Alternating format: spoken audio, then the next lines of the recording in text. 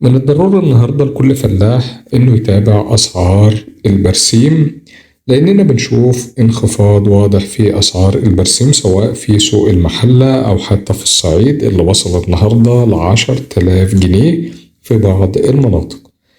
لكن هل ده معناه إنك لو عندك برسيم النهاردة هتبيع ولا هتستنى شوية؟ الإجابة مش بسيطة ومحتاجة تحليل وقراءة واعية للسوق. النهاردة مع تقلبات العرض والطلب لازم يكون عندك وعي حقيقي ازاي السوق يشتغل وامتى العرض الكتير بيضغط على السعر، وازاي الطلب وقت الزراعة ممكن يرفع القيمة السعرية لأضعاف مضاعفة. إن شاء الله في الفيديو ده هساعدك تفهم الصورة الكاملة وهديك نصايح عملية مجربة في السوق علشان تعرف تبيع أو حتى تشتري وتستفيد من تعبك لو هتبيع، وما تبيعش بخسارة. تعبك مش رخيص. النهاردة أسعار البرسيم في سوق المحلة شهدت انخفاض ملحوظ من 13,000 جنيه لحد ما وصل النهاردة ل12,000 جنيه، في مقابل أسعار أعلى كانت طبعا الفترة اللي فاتت وفي بداية الموسم. التراجع ده راجع لزيادة المعروض في السوق وقلة الطلب في الفترة الحالية، ومع تراجع طبعا حركة التصدير بقى السوق المحلي هو المتحكم الأساسي في السعر عن طريق العرض والطلب. مهم طبعا تتابع السوق يوميا لأن أسعار البرسيم في المحلة بتتأثر بشكل مباشر بحجم العرض والطلب، بالإضافة إلى توقعات الفلاحين لموسم البرسيم. التوقيت النهاردة قد يكون فرصة ذهبية لتخزين البرسيم، خصوصا أن الأسعار الحالية مش مستقرة وممكن تعود للارتفاع مع بدء موسم الزراعة وزيادة الطلب على البرسيم.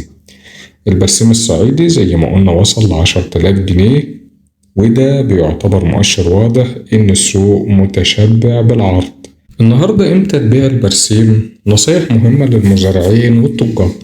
التغيرات السريعة في أسعار البرسيم، النصيحة الأهم النهاردة هي إنك ما تبيعش على أول كلمة أو بوست حتى تشوفه على الفيسبوك أو السوشيال ميديا.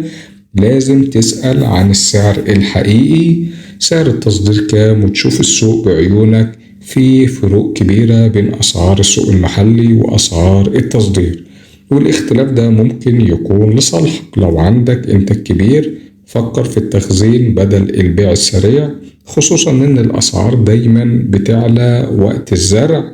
وكمان اسأل أكتر من مصدر وما تخليش بوست على فيس أو واتس أو حتى يوتيوب بيحدد لك مصير محصولك. تعبك يستاهل سعره الحقيقي، والموسم بتاعك مش لعبة في إيد السوق. الجزء الثاني من الفيديو هنتكلم فيه عن ارتفاع أسعار الأعلاف التقليدية. أصبح من الضروري إن المربيين بيبحثوا عن بدائل اقتصادية تحافظ على جودة التغذية في نفس الوقت تكون بأسعار اقتصادية في متناول إيد المزارع أو التاجر. ومن البدائل اللي بنتكلم عليها علشان غلاء الأعلاف تبن الفاصوليا. ده فعال بيجمع بين الفايدة والقيمة. النوع ده من التبن بيستخدم بشكل متزايد في مزارع الأغنام والمواشي والخيول نظرا لمحتواه الجيد من البروتين وسهولة تخزينه وانخفاض تكلفته مقارنة بالعلف المركب.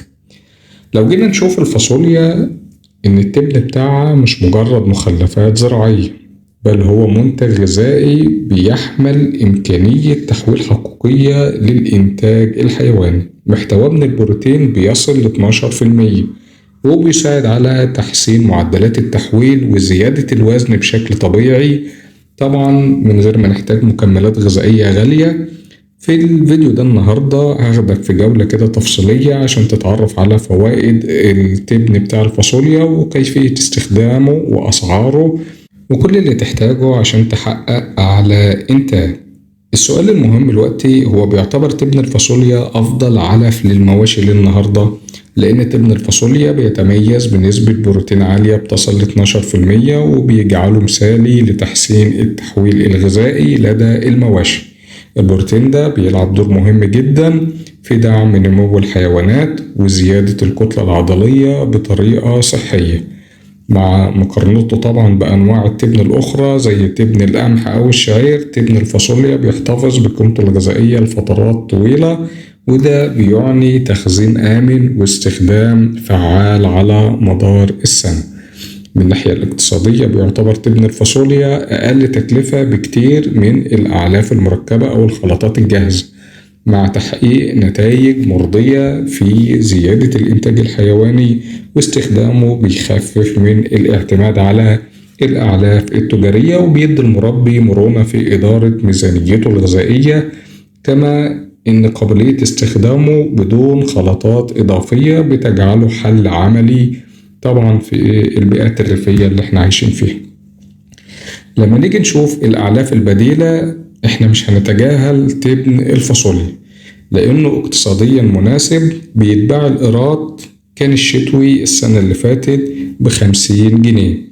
طبعا السعر في العروة الصيفي هيختلف، الاختلاف ده بيبقى على حسب ظروف السوق، ومن المهم التأكيد إن البيع بيتم بالقراط وليس بالحمل زي ما الناس فاكرة، لكن السعر بيتم تحديده نهائيا وقت الدراسة. وتبن الفاصوليا ما بيستخدمش فقط في التغذية، انت ممكن تحطه فرشة في الأرضيات داخل الحظاير لقدرته طبعا على امتصاص الرطوبة، وممكن تخلطه مع تبن آخر علشان التنوع الغذائي للحيوان.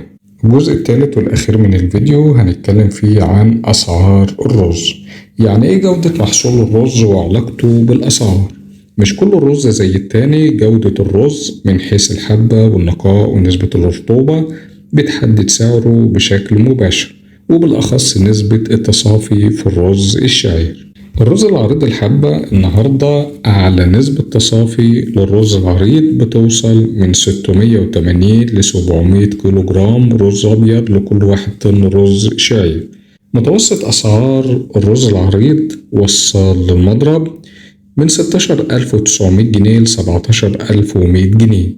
أما الرز الشعير الرفيع أعلى نسبة تصافي من 650 كيلو ل 670 كيلو جرام رز أبيض لكل 1 طن رز شعير، وبيوصل سعر الطن وصال للمضرب من 14,900 جنيه ل 15,100 جنيه.